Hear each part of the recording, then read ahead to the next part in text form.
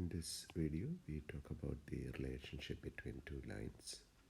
On a plane, when you consider two lines that's in 2D, they are either intersecting, they intersect at a point, or they are parallel. There's also a third category we could consider this way. This is basically the lines are parallel, but they are one and the same.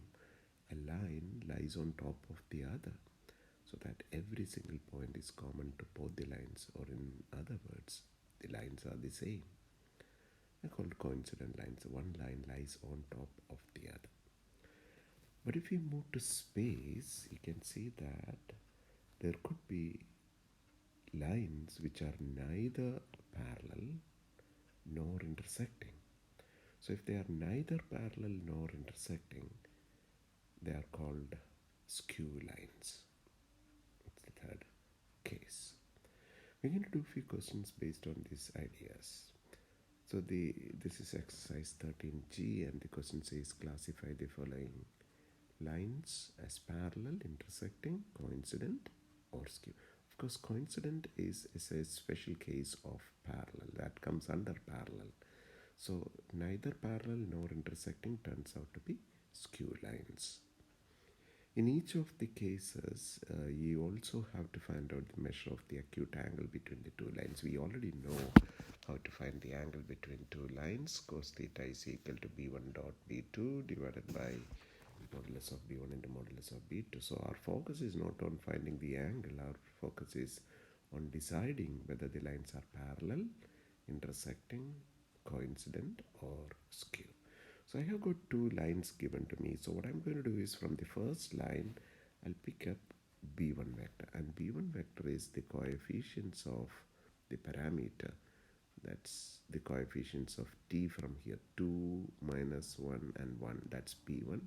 b2 from the second line, which is coefficients of the parameter s there, which is 3, minus 1, and 2. First thing, I'm trying to find out whether this one vector is a multiple of the other. If it is so, they will be parallel. So I'm going to try and find the ratio. So I'll divide the I coefficients, 3 divided by 2, which gives me 1.5. J coefficients, minus 1 divided by minus 1 gives me 1. The ratio is not the same, and therefore we say the two lines are not parallel, or rather the two vectors are not parallel. So b1 is not parallel to b2. So if the lines are not parallel, then I can't say directly that they are intersecting, because there is also a third category, skew lines. So now I need to go ahead and check if they are intersecting. This we discussed in the earlier exercise, in the earlier video. So I'm going to say check if the two lines intersect. For that, first thing is I will say if the two lines intersect, they will share the same x coordinates, they will share the same y coordinates, and they will share the same z coordinate at that specific point. So if the two lines intersect, both the lines should have the same x coordinate, y coordinate, and the z coordinate at the point of intersection. So I'm going to get three equations by equating the x coordinates together, then the y coordinates together, and the z coordinates together. So the x coordinate is minus 1 plus 2t from the first line, and minus 2 plus 3s from the second line. I rearrange it in the standard form of a linear equation.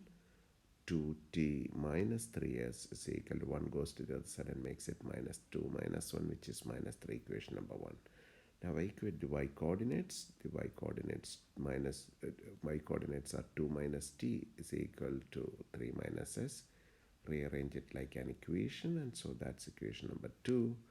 And then equate the z coordinates. So 3 plus t is equal to 1 plus 2s, and rearrange it like a linear equation. So now the approach is going to be this way. I'll take two of the equations, maybe 1 and 2. So I'm going to take 1 and 2. So I will solve 1 and 2 like linear equations, get the values of t and s. And when I substitute those values into the third equation, if it satisfies, the two lines intersect. And if they don't satisfy, They don't intersect. So I'm going to do solving of 1 and 2. So I'll say solve equation 1 and 2 to make the coefficients of t the same. So that's 1 there and this is 2 here. So I'll say equation number 1, you keep it the same into 1, and equation number 2, you multiply by 2. So that's going to give me the two equations that way. Then I'm saying, I'll say add the two equations. When I add plus 2 minus 2, plus 2t and minus 2t will cancel. So I'll get minus s is equal to minus 1. Therefore, s is equal to 1. Put the value of s is equal to 1 back into one of the two equations. Into equation number 2, if I substitute, equation number 2 is going to be minus t plus 1 is equal to 1. So minus t is equal to 0. Therefore, t is equal to 0. I have the values of s and t found, so I'm going to substitute this into the third equation. So I'll say now substituting this into the third equation 3, copy the LHS. LHS is t minus 2s, put the value of t, put the value of s, and I got the RHS.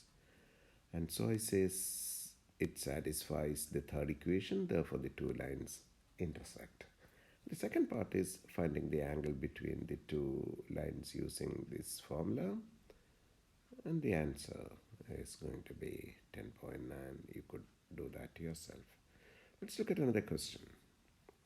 This is question number 1C. There are two lines given to me again. I want to check if it is parallel, intersecting, coincident, or skew lines. First thing is I pick up b1 vector from the first line, b2 from the second line, and I check if they are parallel, which is pretty easy this time. I can easily see that b1 vector is double of b2 vector. It's a scalar multiple. b1 is equal to 2 times this vector, 2 times b2, therefore they are parallel. Now the only small problem is if the two lines are parallel, it could be just parallel to separate lines, or it could be one lying on top of the other, which means they could be coincident. So diagrammatically, when I say then the two lines are parallel, it could look like that, two parallel lines. That's the meaning of parallel lines. Or it could be like one line lying on top of the other, and then we call them as coincident lines. So I need to make sure under what category it comes. So one method I can see is like you start with the first line, take a point on the first line and see if it lies on the other one. So we're going to try something in that line. So L1, the first line is this. And what I'm going to do is I'm going to pick up a random point on the first line. So for doing that, I can just choose t is equal to something and do it, or the other way around. You say let the x coordinate be any random number you like. Using that, you will find out the value of t. So what I have done is I have chosen, that's up to you to decide. You could choose a random value for x or for y or for z, but you find the corresponding values for the other other variables also. So like in this case, I'm going to say let x be equal to 6, y x is equal to 6, because I thought 6 is equal to 60, so t is equal to 1. I could have chosen x is equal to 5, but then 5 is equal to 60, then t is equal to 5 by 6, and then I need to do that calculation. So I don't want fractions, so I have chosen x is equal to 6. You could have chosen x is equal to 0, which would have been a little more easier. Or maybe x is equal to 12, so t is equal to 2. So that's a random number which we have picked up. Nothing special about 6. Choose a number which is easier for you to use. So I have chosen x is equal to 6. So when x is equal to 6, that means 60 is equal to 6 or t is equal to 1. So I submit that value here. So I'll get the corresponding y value and the z value. So y is going to be 3 plus 8 into 1, which is 11, and z is equal to minus 1 plus 2 into 1, which is 1. So I have the point here. So a point on L1 is 6, 11, 1. That's a point which I have chosen on the first line, L1. I want to see whether I have a point like that on the second line as well. So I'm going to copy L2. That's my L2 in the parametric form. And then what I could do is I'll say again, let x be equal to 6 and find s, calculate the y value and the z value and see if it matches with 6, 11, 1. If I say x is equal to 6, then I'll get 6 is equal to 2 plus 3s. So 4 is equal to 3s, s is equal to 4 by 3. I don't want to play around with fractions. So I'll see which one is the easiest for me. Or maybe I should say y is equal to 11. Then again fraction. If and then when I take z is equal to 1. 1 is equal to 1 plus, oh, that works out better for me. So I'm going to say let z be equal to 1. But if nothing gives me proper value, then you have no choice. You do anything you like there. This is z is equal to 1, and so I'll get 1 is equal to 1 plus s, so s is equal to 0. And then I find the corresponding values for x and y. X by putting in s is equal to 0 there, 2, y by putting s is equal to 0 there, I get 0. So the corresponding point on the second line is going to be x value 2, y value 0, and the z value 1. So 2, 0, 1.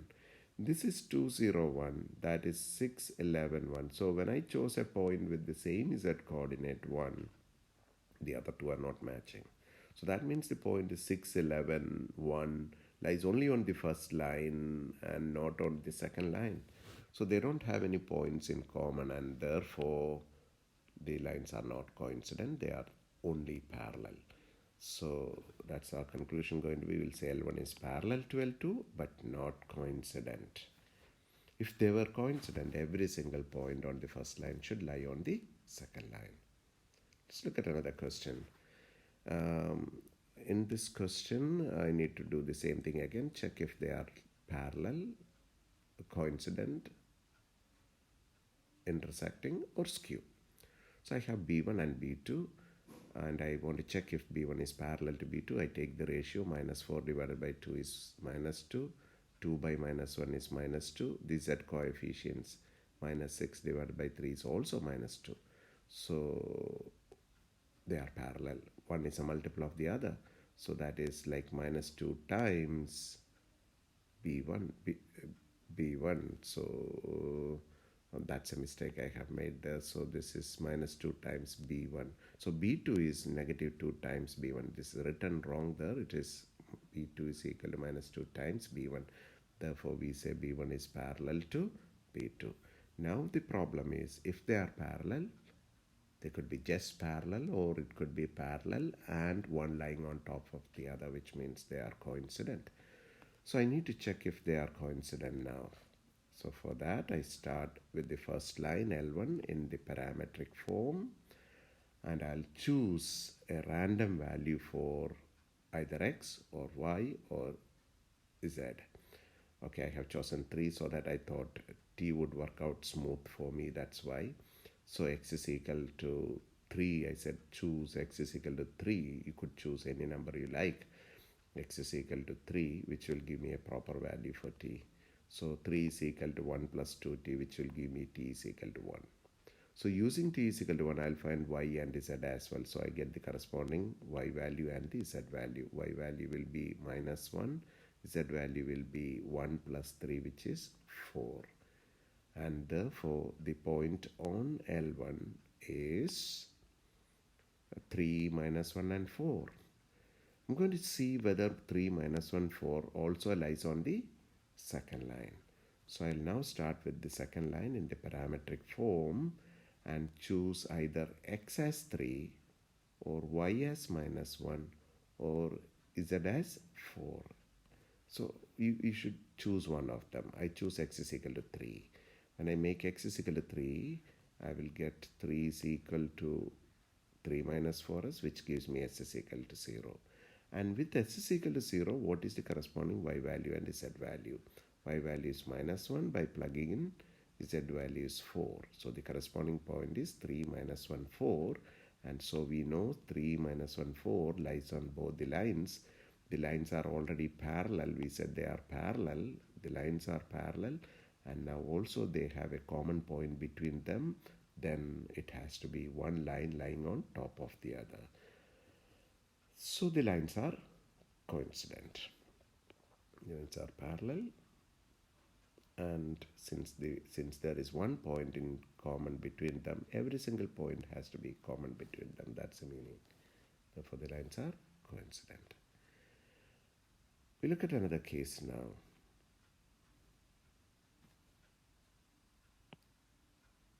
A skew line case we will see in the next video.